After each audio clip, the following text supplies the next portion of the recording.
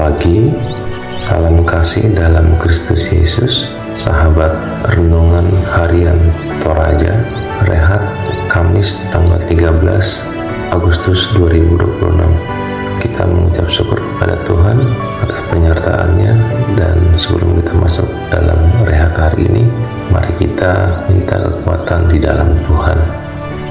Kita berdoa. Terpujilah nama-Mu ya Allah, Tuhan yang kami sembah dalam nama Yesus Kristus. Terima kasih ya Bapa, jikalau di pagi hari ini kami boleh bangun, semua karena kasih karunia Tuhan yang menyertai kami dalam istirahat sepanjang malam lamanya. Terima kasih untuk napas kehidupan yang baru. Sebelum kami lebih jauh menjalani hari kasih karunia-Mu hari ini Tuhan, biarlah Tuhan menolong kami. Kami rindu akan firman-Mu, boleh menguatkan, boleh memberikan kami kesegaran dan kekuatan iman untuk hari ini. Biarlah Tuhan menyertai kami.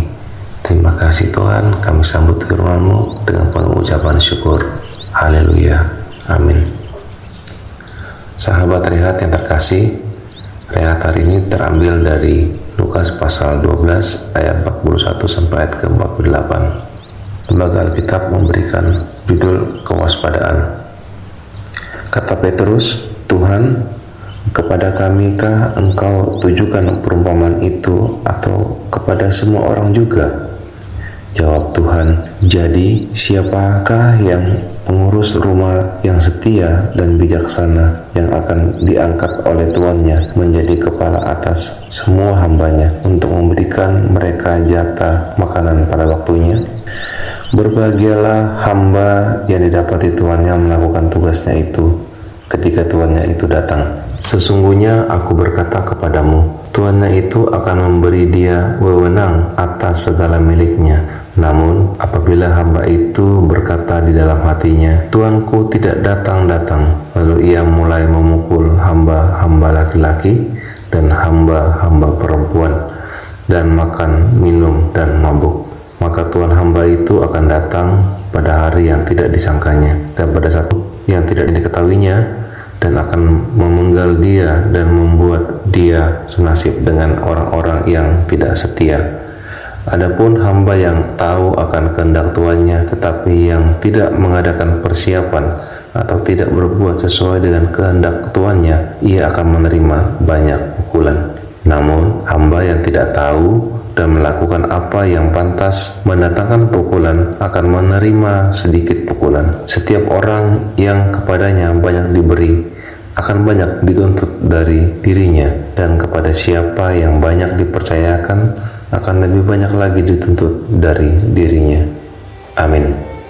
Sahabat Rehat yang terkasih, hari ini dengan tema kita adalah penata layanan. Sahabat terkasih, pernahkah kita mendengar istilah ekonomi? Apa yang terlintas dalam pikiran kita biasanya adalah tentang kalkulasi dan lain sebagainya. Ekonomi berkembang dari kata oikonomos dan untung rugi, kondisi keuangan, perdagangan, kemakmuran, dan itu menunjuk pada orang, lebih tepatnya jabatan yang dipegang. Dalam bacaan hari ini, Tuhan Yesus berbicara tentang oikonomos, sebutan untuk kepala pengurus rumah tangga di ayat yang ke-42. Oikonomos merupakan jabatan penting dalam rumah seorang tuan, mirip manajer operasional kalau di perusahaan pabrik. Ia seorang hamba, tetapi diberi mandat besar oleh tuannya atau kyrios, yang mengatur gudang, makanan, keuangan, bahkan urusan utang piutang. Karena itu, seorang oikonomos sekaligus harus memiliki dua hal dalam dirinya.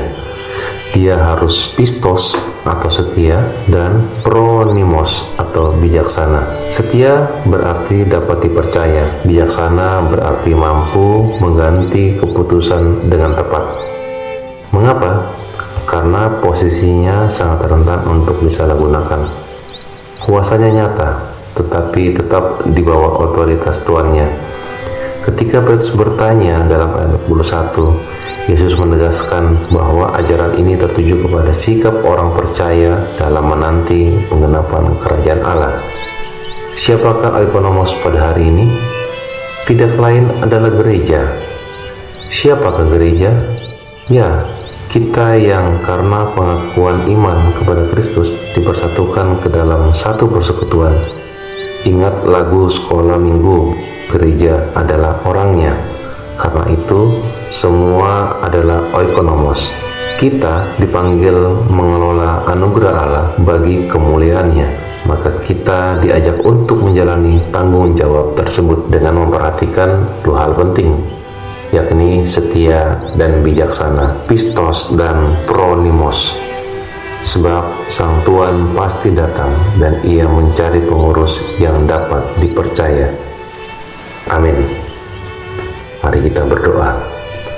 Terpujilah nama-Mu Tuhan. Kami mengucap syukur untuk renungan harian Toraya hari ini, di mana Engkau dengan rendah hati mengajar kami untuk menjadi hamba yang setia dan hamba yang bijaksana.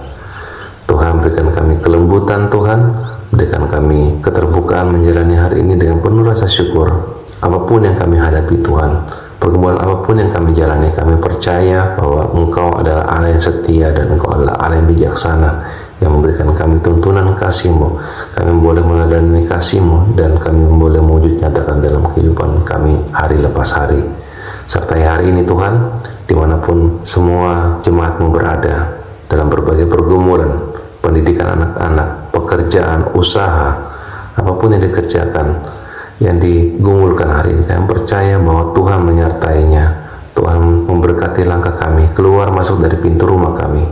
Engkau berkati seluruh orang-orang tua-tua gereja, seluruh anak-anak sekolah minggu, dan seluruh jemaat boleh bersukacita karena penyertaan Tuhan yang setia dan bijaksana. Terpujilah nama-Mu Tuhan, kami berdoa dan mengucap syukur. Haleluya. Amin. Demikianlah renungan harian Toraya hari ini. Kiranya Tuhan menyertai kehidupan kita hari ini. Terpujilah nama Tuhan. Amin.